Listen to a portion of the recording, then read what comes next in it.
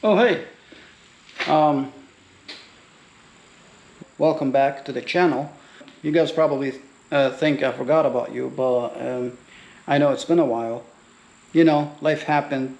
I couldn't upload for a while, but either way, I'm ready to get back at it and get a carry on with the projects we already started.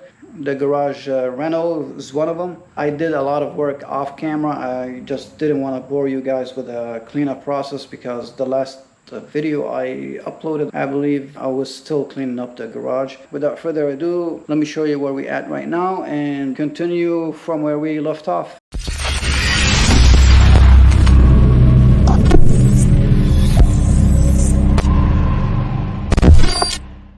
Okay, so I did finish all the cleanup in the ceiling. There was a bunch of crap, as I expected, stored up on these 2x4s all around. Rats' nests, birds, bugs, and all kinds of tools and boards and whatnot. It was a nightmare.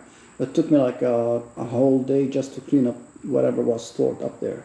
I did paint all the 2x4s, and I regret doing so because that was a waste of time, because I did decide to board the whole thing. I'm gonna do like drywall and cover all this up eventually, but either way, it looks a little bit better for now. Obviously I did paint all the walls. I did not mud the seams. That was intentional because I wanted all the seams to stay exposed, all the screws, in case I want to do like any kind of maintenance or upgrades or electrical, so I can remove those pretty easy. I kept the cabinets. I did change all the hardware on the cabinets. I don't know if you can see. I don't know if you remember from previous videos, these knobs were brass, very old school. I did get the white ceramic, and I'm gonna do a whole lot of cleanup, bring those back to pure white. I did some drywall over there. We're still missing a piece right there. I did install the rack for the vinyl because we all know the plan for this garage is to be used for vinyl wrapping. I kept a gas heater over there. I don't know if I'm going to use that or not. I'm not a big fan of gas. I am going to be doing like a split unit on top, maybe right in the middle over there, which is going to provide cooling and heating year round. So I might be removing that for good in the future. I did remove all the lighting. I don't know if you remember, I used to have those like long, very old school fluorescent lights that makes that weird sound whenever you turn them on, and I cleaned up the wiring as much as I can.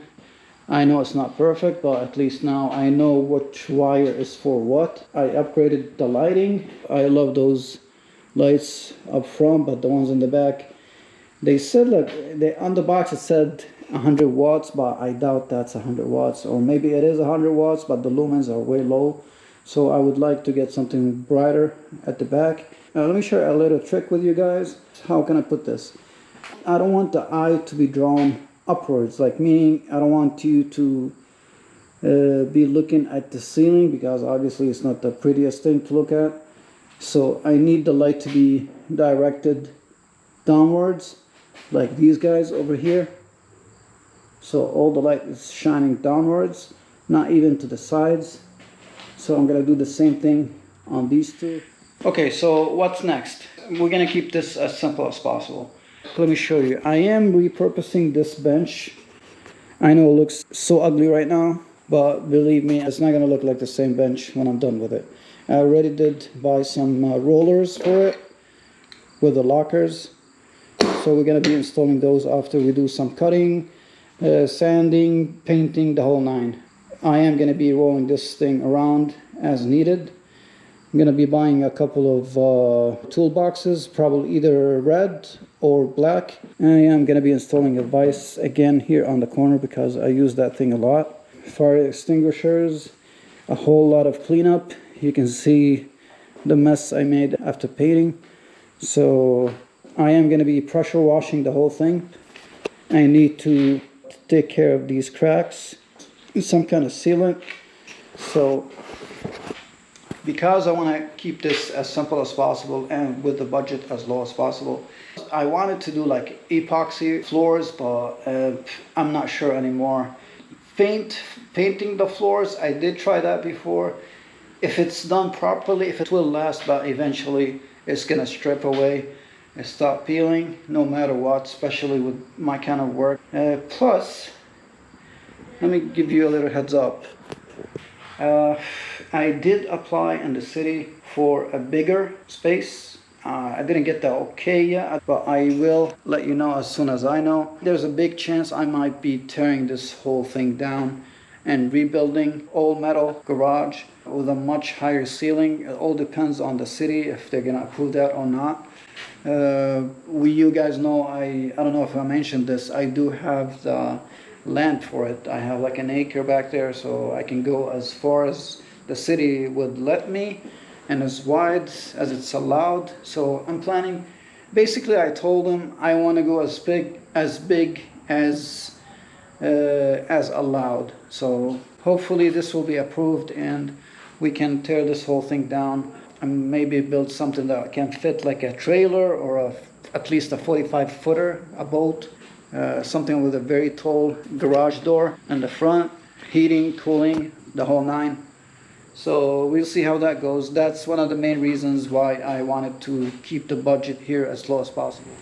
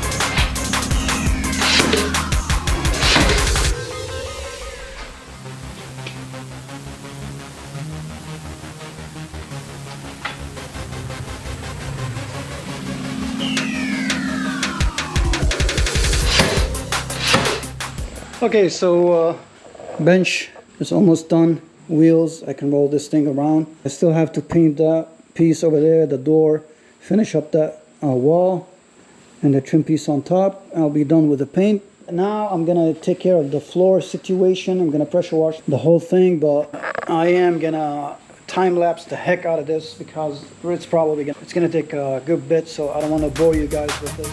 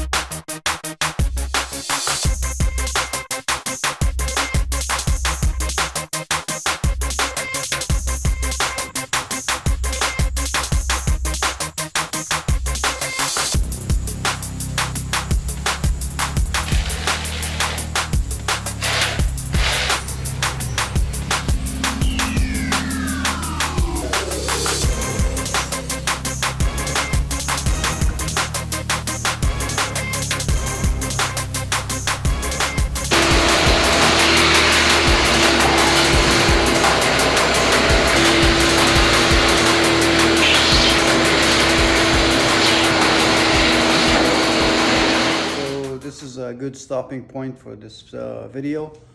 Let me show you what I have done so far.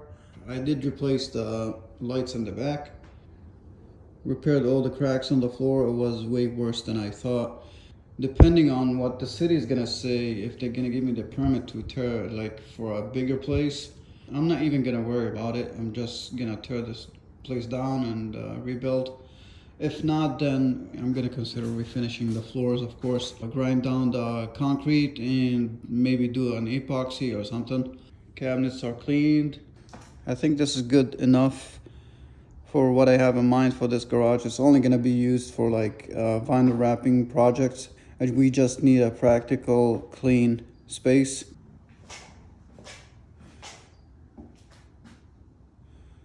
The things on my checklist, the things I'm still gonna do. Removing the gas heater, adding an split unit on top for heat and air conditioning. Get a couple of roller toolboxes, maybe white, red, or black. I'm gonna try to stay away from chrome. And oh yeah, by the way, I did remove all the insulation on the garage. I gave it a quick power wash. It looks cleaner, but living in the north, I still need the insulation. The reason I did remove the old insulation because it was looking really bad, and I did find a way better kit available in the local hardware store. I'm gonna buy that. It is finished in white, so it will match the rest of the theme we're going for here. Yeah, that door needs a second coat of paint, and that wall right there. Yep, I think that should be it. So I won't be uploading any more videos for the garage transformation. I think I'm gonna go straight to the vinyl wrapping videos. I know you guys like those. Whenever I do those updates I was talking about, you're gonna see them in the videos anyways.